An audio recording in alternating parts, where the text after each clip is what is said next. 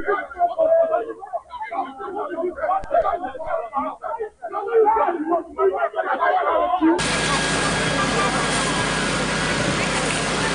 truck was actually coming from Ring Road. It missed a step. So as it was trying to gather itself, it fell.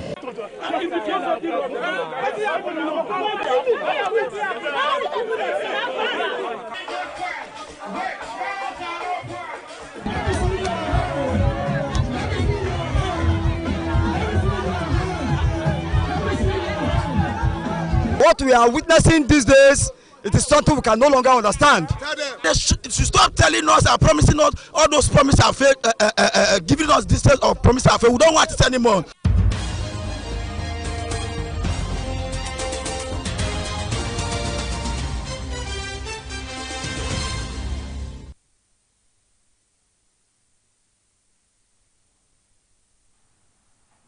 A pleasant evening to you and many thanks for joining us on Beetv Major News at 6, coming to you live from Benin City, the Edo State capital. I am Evelyn Izibili.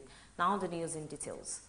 President Bola Tinubu last night met with the leadership of the Nigerian Labour Congress, NLC, and the Nigerian Governors Forum, NGF, in an effort to advance a planned protest over the challenges of insecurity confronting the nation. The meeting called ahead of today's planned protest by the organized labor had representatives of the organized labor and members of the Governors Forum in attendance. Speaking to newsmen after the meeting, President of the NLC, Comrade Joe Ajeru, said the NLC would review its proposed nationwide protest following a meeting between its leadership and Tinubu. Ajeru disclosed that the labor delegation he led to the State House would reconvene after a scheduled meeting between organized labor and the Governors Forum to reassess the situation. According to him, the labor movement would return to the drawing board to carefully digest the issues discussed with President Tinubu and determine the next line of action. Consultation with the president, and we have finished. So we have to go back to our meeting and then continue tomorrow. By tomorrow, we will get the outcome. We are dialoguing. Like he said, at the end of the day, you know what you are supposed to know and what you want to know. Of course, we are here to serve the country. Both the labor, the government, and the governed. We are all working service to the nation. Members of NLC wanted to see Mr. President, and they've seen Mr. President.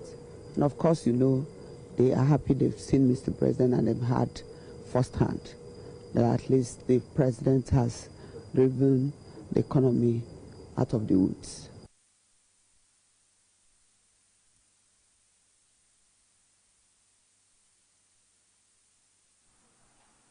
Amid the growing challenge of failed portions of road in several parts of the state, the activities of young men who voluntarily fill damaged section of road and seek support from motorists and commuters have continued to draw public attention, generating concern and mixed reaction among residents over the implication of the practice on road safety and public order. Beetv News' Favor Kolawole has the report. The practice, which is common along several busy routes, has generated concern among road users. While some residents believe individuals who fill the failed portions of road are acting out of humanitarian concern to reduce accidents and ease movement, others have alleged that the practice has become a means of exploiting road users. Some respondents noted that the trend has existed for years and has gradually become a norm, stressing that it has not translated into proper or lasting maintenance of road infrastructure. Are using it to collect money, not that they are doing it. They are not doing it at all. Say they are feed the road. Doing it. It's not because of the money they are doing it. They are doing it for the love of humanity.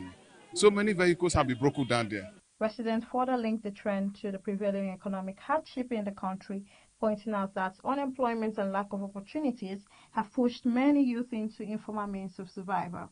They also blamed poor and inconsistent maintenance of roads by relevant government agencies, describing it as a major factor encouraging the continuation of the practice. Because of lack of no opportunity for job. If they have something doing, they will not be able to go there and try to be doing something. There's no job opportunity. The respondents appealed to the state government to prioritize the repair of failed roads, noting that proper rehabilitation would eliminate the need for such informal interventions. They emphasized that fixing the road will not only improve safety, but also discourage the solicitation of money from road users. In addition, residents call on the government to provide employment and skill acquisition opportunities for youth engaged in the arts, stressing that while some may have good intentions, the practice does not portray the state in a positive light. When you watch and where they are doing flower this along this road now, Saple Road now, when you go to Santana Market, when you want to cross car, I was there yesterday to cross. You must drop money to cross. They are there. My short men are there, boys are there. And they're all shoveling, not because they feel road. So those boys now presently, they should remove them from there and government should feed the road, that's all. And they should look for work for them. They need work. They express optimism that with swift government intervention, improved road infrastructure, and job creation, the trend will be minimized, leading to safer roads and better living conditions for all. Favor Kolawole reporting for Beetv News.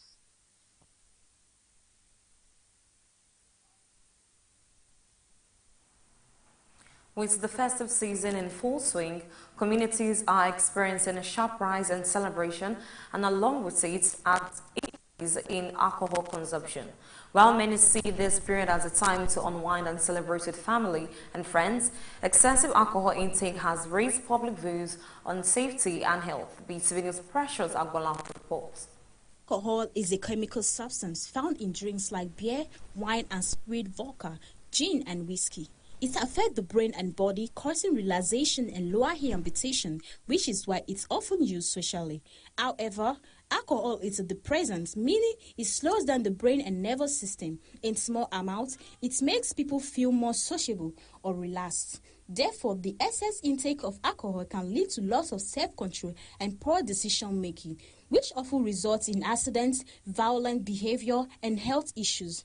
It can also cause tensions within family, tragic addiction, and disrupt peace within the communities. However, while alcohol are in demand during festive periods, some residents advise the public to celebrate responsibly by doing everything in moderation, especially when it comes to alcohol consumption. They emphasize that while it's a time for joy, safety should not be overlooked. We are in the ember moods. Because of joy and everything, you can take your life out of it, because if you didn't control yourself, you may lose your life. Respondents also said that alcohol is not always necessary during celebration, adding that the community will be more safe if people remain conscious. A drunk person, they noted, may not always be aware of what is happening around their surroundings. I think the community will be more safe when everybody is more conscious, because a drunkard cannot understand what is going on within his vicinity. Residents advise the public to take cautious steps in celebrating and drinking responsibly, reminding everyone that there is life after the celebration. They emphasize the importance of moderation and awareness to ensure community safety and well-being during the festive season. Precious Agbolaho reporting for Beetv News.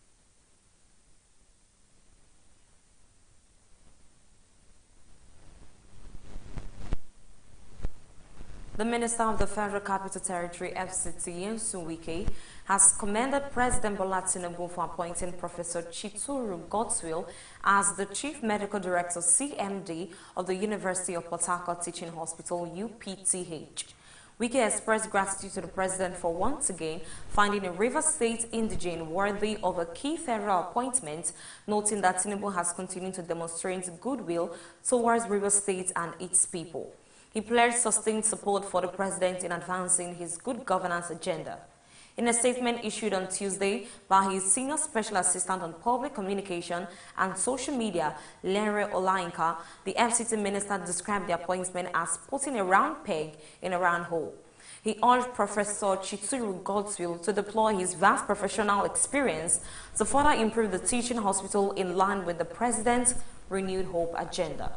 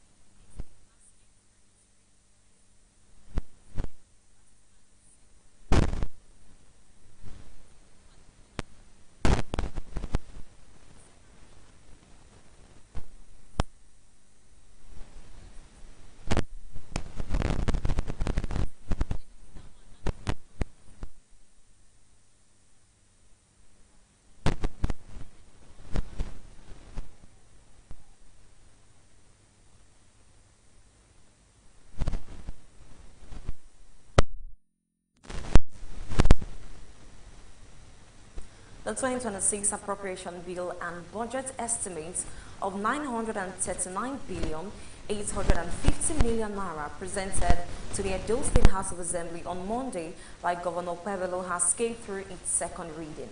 Beetv News State House correspondent Usarige Agoba reports that the bill scaled through its second reading during Tuesday's plenary following lawmakers' push for the speedy passage of the bill. The 2026 appropriation bill, Christian budget of hope and growth, proposed a total estimate of 939 billion 850 million naira presented to the Edo State House of Assembly by Governor Mondo for consideration and approval. During Tuesday's plenary, the bill was presented on the floor of the House for a second reading. Lawmakers took turns to critically examine and comment on the sectorial allocations of the budget. They noted that the breakdown of the 2026 budget estimate covers the 5 pillars of Governor Pevolo's agenda, which includes security, health, infrastructure, natural resources/agriculture, and education, which they said will significantly drive overall development across the state. The lawmakers pushed for the speedy passage of the bill. It has been included in this budget because most projects the local government is inserted in this budget. When the leader was analyzing the budget, he indeed spoke about the development of Osala, Momora, Sabogina, Ora, road. That is my constituency. Government has ensured that this 2026 budget that is before us has 67% of it, which is 637 billion of it spent on capital. Because they believe that while you are carrying out capital projects, you are developing them everywhere. And the same way you are doing employment. So this more conscious in development.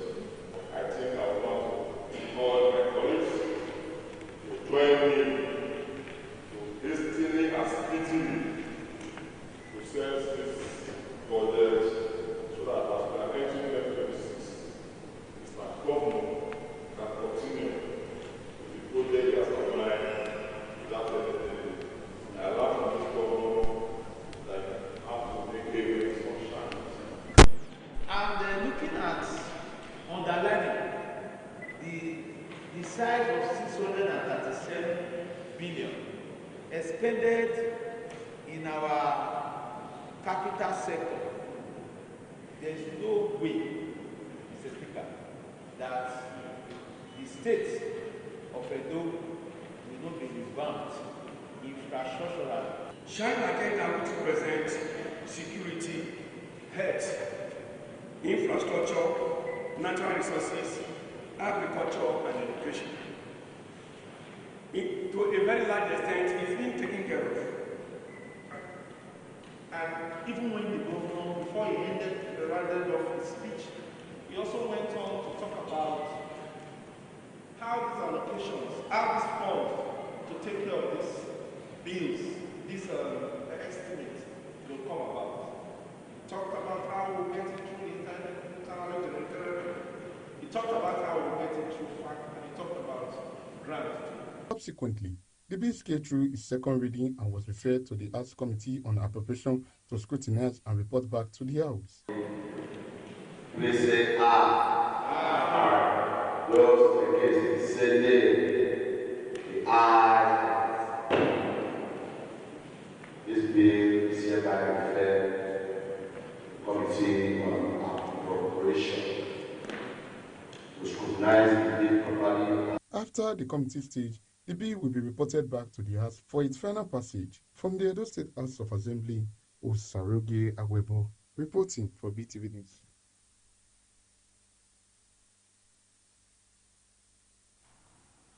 Former Vice President Professor Yemi Osibanjo on Monday commissioned the multi-billion naira Modupe and Foloronsho Alakija Medical Research and Training Hospital in Osogbo, Osun State.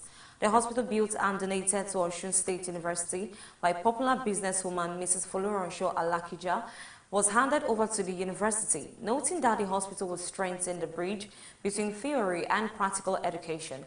Osibanjo commended the timeliness of the hospital, particularly at a time when the country still sends many patients abroad for advanced care. The reports. Multi-billion naira facility donated by the renewed businesswoman, philanthropist and chancellor of Osun State University, Dr. Folarusun Alakija, was formally handed over to the institute to strengthen medical education, research and healthcare delivery. The hospital has 250 admission beds, 20 clinical departments, 5 non-clinical departments, community, health units, maternity and neonatal medical, digital research and diagnosis laboratories. It is equipped with 4 state-of-the-art operating theatre, cutting-edge diagnosis imaging exclusive of CT scan, MRO scanning facility, ultrasound scanning facility, X-ray, radiotherapy and modern digital cath lab. It is a home for learning, research and discovery. Here, students of medicine and allied health sciences will learn not only how to treat disease, but how to ask the right questions, and how to conduct ethical research, and how to translate scientific discovery into compassionate care. This hospital strengthens the bridge between theory and practice, education and service. But I want to appeal to the governing council of this university to ensure that at all times when we may have left this place, ensure that people who will be appointed to run and work in this hospital are responsible and responsive. People who will lead with dignity and utter commitment, so that when I come here as your former vice chancellor, I will have the cause to praise God. Folarusun Alakija said the hospital was established to serve as an alternative source of revenue for the university, while addressing challenges such as brain drain, shortage of medical personnel, and duplicated health infrastructure. This hospital stands as a beacon of hope, a promise of healing, and a bold step towards transforming healthcare in Osun State, throughout Nigeria, and across Africa. This is the first of its kind in Africa. Undoubtedly, this is massive. It is enviable. It must be appreciated. It must be commended. It must be protected. Precious Agbolahor reporting for Beetv News.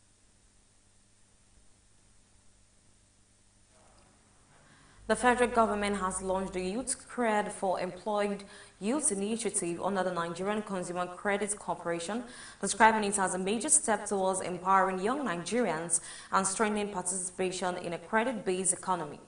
Under the scheme, gainfully employed Nigerians aged 18 to 39 can access credits of up to 5 million naira. Unveiling the program at the Ministry of Finance Auditorium in Abuja, the Minister of Finance and Coordinating Minister of the Economy, Wale Edun, described the initiative as a practical expression of President Bola Ahmed Tinubu's vision for a modern, credit-enabled economy. This was contained in a statement issued by Credit Corp Managing Director Uzoma Gwaba. Edun said Nigerians should begin to feel the impact of ongoing reforms through improved access to tools that enhance productivity and financial stability. You take the credit, but you must use it well. You must use it wisely. You must have the determination, the resilience to make sure you make the most of the opportunity that is being given to you. I think we saw that the youth credit, what does it really represent and why is it important? It's about dignity for you, your financial independence, your access to resources to be able to live your dreams and not be constrained. And Mr. President made an announcement on Democracy Day this year that we are going to start off with launching a program specifically for youth cred. And that program will target 400,000 young people with consumer credit. And we picked up with NYSC because that is the place where young people are most impressionable. They have to learn about credit right after school. And with the successes of that, it is now time to scale up youth cred significantly to 1 million people. And that is what we are here to kick off. So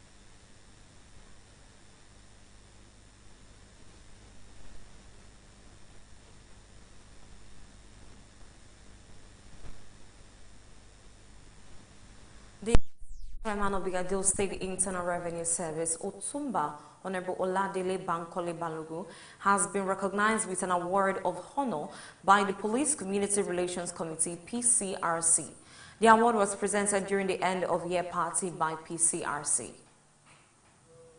Right before the law, to ensure that the whole community and society is safe for us all. The end-of-year party and award ceremony held at the PCRC Hall within the New Benin Police Division premises attracted guests from across Edo State. Notable attendees included the Divisional Police Officer, DPO, New Benin Police Division, CSP Ehigiato Tengod, the New Benin Police Chaplain, Dr. Godwin, the Chairman, PCRC New Benin Division, Mr. Frank Ogun, and the PCRC Area Command Chairman, Mrs. Princess Kate Asemuta, amongst others. The program featured Bible readings taken by dignitaries present. The first reading was delivered by the DPO CSP Ehigiato Tengod, while the second reading was taken by the Executive Chairman of EIROS, represented by Mr. Courage Egboigbe. The Otumba Choir also added color to the event with the presentation of carol songs, creating a festive atmosphere befitting the season.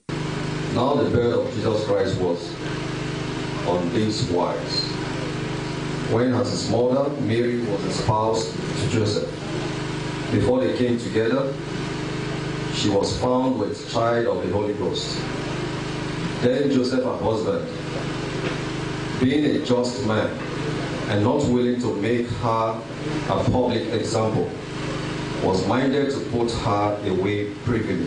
A major highlight of the event was the presentation of awards, a detailed biography, and the achievements of the Executive Chairman of the Edo State Internal Revenue Service, Honorable Oladele Bankole Balogun, was read by the Chairman of the occasion, Mr. Frank Ogun, outlining his leadership strides and contribution to revenue generation in the state. The Internal Revenue Service, EIROS, is a distinguished and seasoned legal practitioner of over 40 years standing. Honorable Bankole Balogun Academic Foundation is rooted in a robust educational background. He graduated with a Bachelor of Science honors in Political Science. Amen.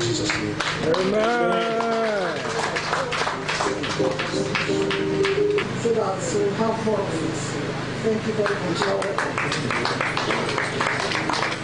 Receiving the award, the representative of the EIROS Executive Chairman, Mr. Courage Egboigbe, expressed joy and appreciation for the opportunity to be part of the ceremony. He noted that the award of honor was dedicated to the hardworking staffs of the Edo State Internal Revenue Service and commended the New Benin Police Division for its commitment to maintaining peace and security.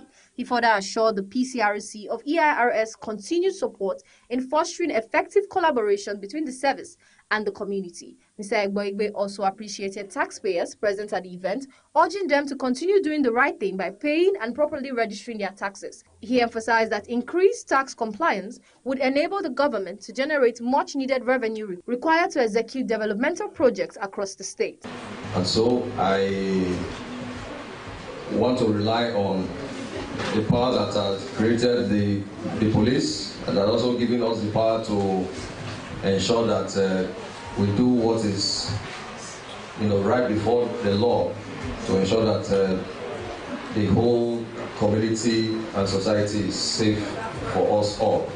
And so for that reason, first I want to appreciate each and every one of us here that are taxpayers in Edo State. Speaking in an interview, the Executive Chairman of the Edo State Internal Revenue Service, Otumba Honorable Oladele Bankole Balogun, expressed gratitude for being honored at the end-of-year party and award ceremony. He described the recognition as special, noting that it is always meaningful to be acknowledged by one's home community. He added that the Edo State Internal Revenue Service has recorded remarkable achievements in the past 12 months, particularly in revenue generation under his leadership. I'm pleased to be within the premises of the Nigerian police, particularly the New Benin Division office, and also to celebrate with the Police Community Relations Committee, their end of year party, as well as award ceremony. The CSP, Ehigato thanked God for the privilege of witnessing and celebrating another end-of-year party while reaffirming the division's commitment to effective policing and community partnership. The chairman of the PCRC, New Benin Police Division, Mr. Frank Ogun, also expressed gratitude to God for the success of the event. He commended the DPO for doing an excellent job in securing the area and appreciated all stakeholders for their support. He further thanked the guests for honoring the occasion and acknowledged the award of excellence received during the ceremony. I'm so happy that today we'll be looking forward to a day like this. God has made it possible for us to convey here today, to have people of same mind, like mind, celebrate together the end of year party, PCRC, New Benin Division. And you can see for yourself that it has been so colorful. And the New Benin Division is a very peaceful place. It's a good place, and the DPO too, CSP, thank God, is doing very well in this New Benin. Carry the community along, carry everybody across.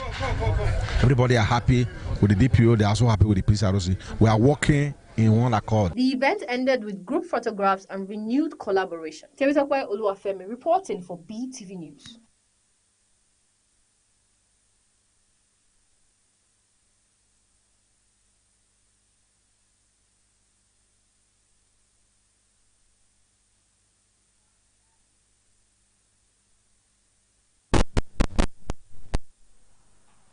In Kano State, NLC workers have commended President Bola Ahmed Tinubu for initiating dialogue with labor leaders as part of effort to address their demands.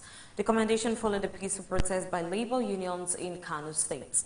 Addressing union members after the march, the Kano State chairman of the NLC, Kabi Inua, praised President Bola Tinubu for opening talks with labor leaders, describing the move as a positive step towards tackling the insecurity across the country. He asked state governor to also work collectively and intensify efforts to improve security in Kano State and other parts of the country in Nigeria. The labor leaders later presented a letter to Kano State governor outlining their concerns and demanding stronger measures to address insecurity and improve workers' welfare. Receiving the letter on behalf of the state government, the Chief of Staff to the Kano State Governor assured labor unions of the administration's commitment to insecurity to provide security and the well-being of workers.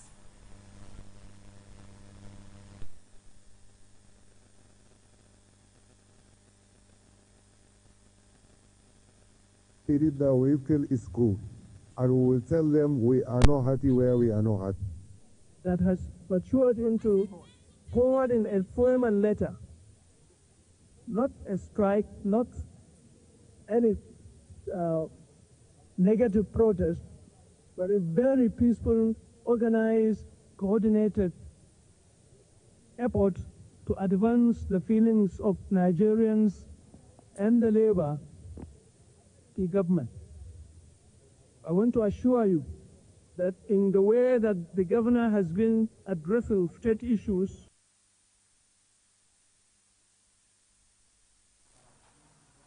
the Independent Corrupt Practices and Other Related Offences Commission, ICPC, has confirmed its receipt of a petition filed by the chairman of Dangote Group, Aliko Dangote, against the Chief Executive Officer of the Nigerian Midstream and Downstream Petroleum Regulatory Authority, Farouk Ahmed, over alleged misconduct and corruption. Dangote, in a petition submitted on December 16, 2025, through his lawyer, Ogu Onoja, SAN, called on the ICPC to arrest, investigate, and prosecute Ahmed over allegations of corruption and financial impropriety. According to the petition, Dangote claimed that Ahmed spent over $5 million on the education of his 4 children in Switzerland, reportedly paid upfront for 6 years without any lawful or recognized source of income to justify such expenditure. That engineer Farouk Ahmed has grossly abused his office, contrary to the extant provisions of the Code of Conduct for Public Officers, and by so doing, enmeshed himself in monumental corruption and unlawful spending of the public funds running into millions of dollars. That engineer Farouk Ahmed spent, without evidence of lawful means of income, a humongous sum of over $7 million of public funds on the education of his 4 children in different schools in Switzerland for a period of 6 years upfront, the petition stated.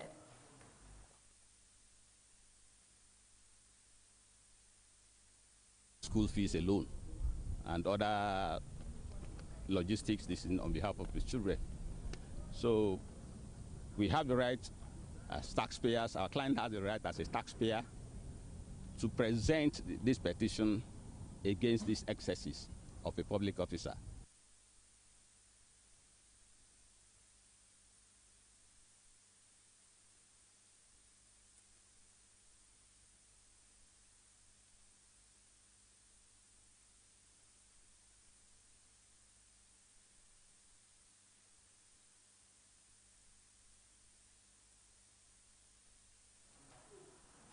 We'll take a short break and we'll be right back shortly. Please stay with us. Today, we're rolling our drums to celebrate a proud daughter of the mighty Afema land, a woman of purpose, a woman of valor, a woman of excellence with an unshakable faith, Umaru Patrick Dora Odufa, the CEO and founder of Dora's Touch Aesthetics Clinic and Spa, a top-tier medical aesthetics brand renowned for professionalism, innovation, and genuine care. Trained in the United Kingdom and certified at a master's level in aesthetics medicine by the Northern American Board of Aesthetics Medicine. She is dedicated to transforming lives, restoring confidence, and empowering people through beauty and wellness. Dora is a multi-business entrepreneur, visionary leader, and philanthropist. In 2023, she founded the Patrick Dora Help for the Helpless Foundation, an NGO focused on supporting vulnerable people, empowering women, uplifting families, and restoring hope across community. She's also actively involved in politics, driven by a strong commitment to service, leadership, development, and meaningful transformation. Her political journey is rooted in passion,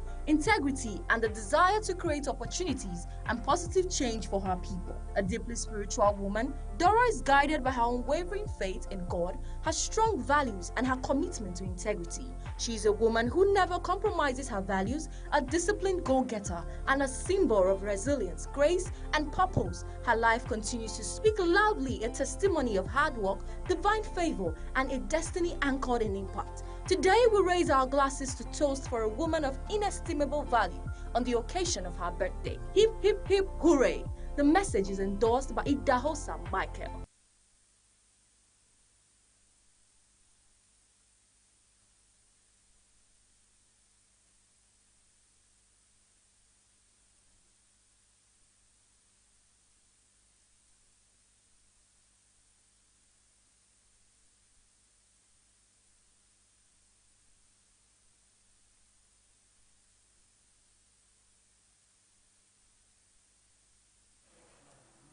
Welcome back from that short break and out to the business segment.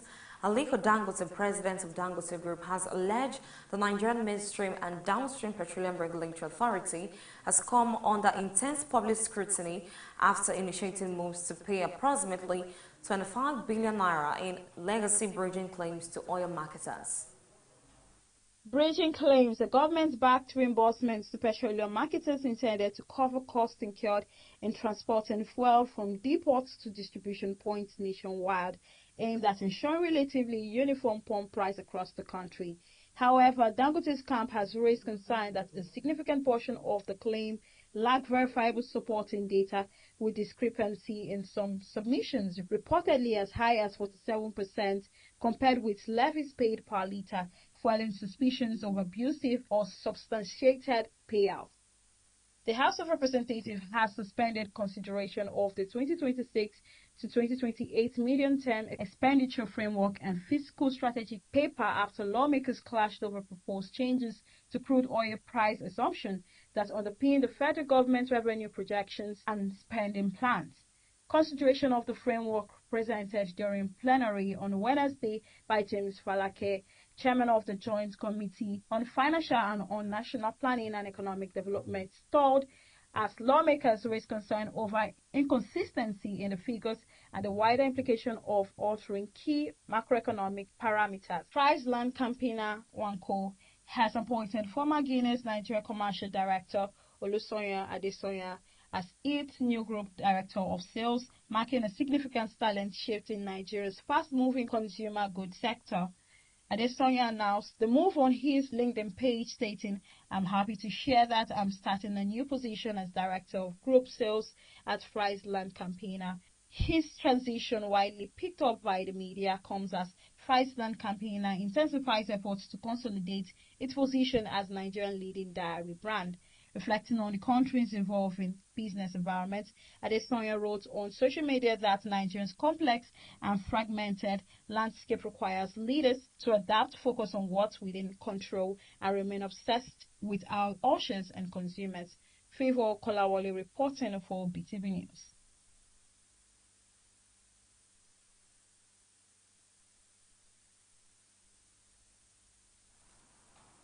Gaza Civil Defense said on Monday that it had recovered the remains of 45 people killed 2 years ago in an Israeli airstrike on a residential building in Gaza City, followed extended search and evacuation operation at the site. The report. According to civil defense officials, the remains were discovered under the rubble of a building that was destroyed during Israeli military operations in Gaza City 2 years earlier. The victims had been buried beneath collapsed concrete and debris, making recovery efforts difficult and prolonged. Civil defense team said the operation to retrieve the remains was carried out after access to the area became possible and heavy equipment was made available to remove the rubble safely. Rescuers worked for several days, carefully shifting between debris to locate human remains and personal belongings. Officials said the remains would be transferred to relevant authorities for identification procedures, including forensic examination, before being handed over to families for burial.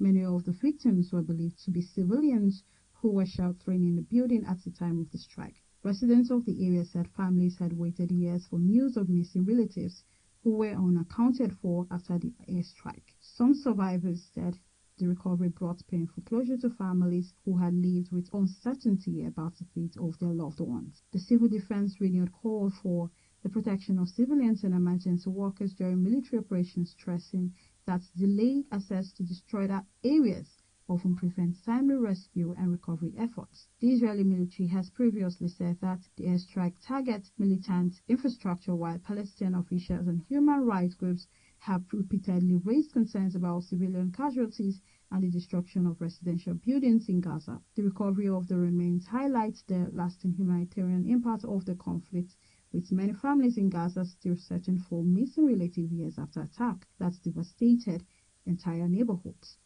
Favor Kolawole reporting for Beetv News.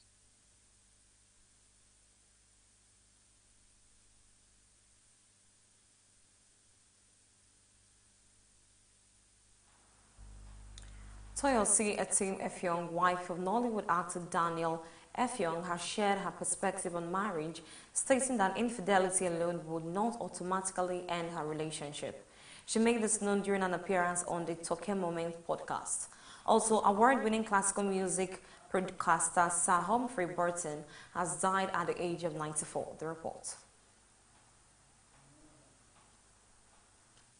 The command stated that Pella's action endangered his own life as well as the lives of other road users, describing the conduct as an attempted suicide and a serious breach of public safety. The suspect, aged 20, has been taken into custody and the case has been transferred to the State Criminal Investigation Department for further investigation. Police authorities confirmed that findings from the... And lastly, on today's bulletin, Real Madrid would have extended the contract of Nigerian coach Ahira Sylvester for another year following a successful first spell with the global football brand. The renewal follows his work as an assistant manager and coach in Dubai, where he led international programs and supervised the training of thousands of players across multiple regions. Ahira said the extension was a recognition of his dedication and impact within the organization, describing it as a proof of his competence and commitment. He noted that the decision reflects the influence he has made over the past year and the value of his contributions. During his initial tenure, Ahira played a key role in shaping Real Madrid's world operational and training framework, designing the structure currently used by the brand. He also organized training programs for over 5,000 players of different nationalities and took part in the Real Madrid Legends initiatives, which included one-on-one section with former Real Madrid defender and Champions League winner Roberto Carlos. The FA Level 3 and UEFA B licensed coach began his international career with Fleetwood United FC in Dubai, where he served as assistant coach and worked with youth teams. His success at the club, including helping Fleetwood United win Division 2 and gain promotion, paved the way for his move to Real Madrid World, which he says is vital for his continued professional growth.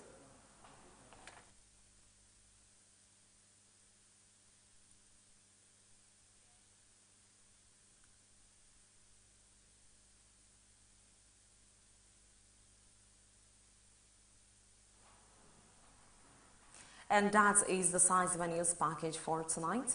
Many thanks for joining us on Beetv Major News. I am Evelyn Zibili. Thank you and have a good night.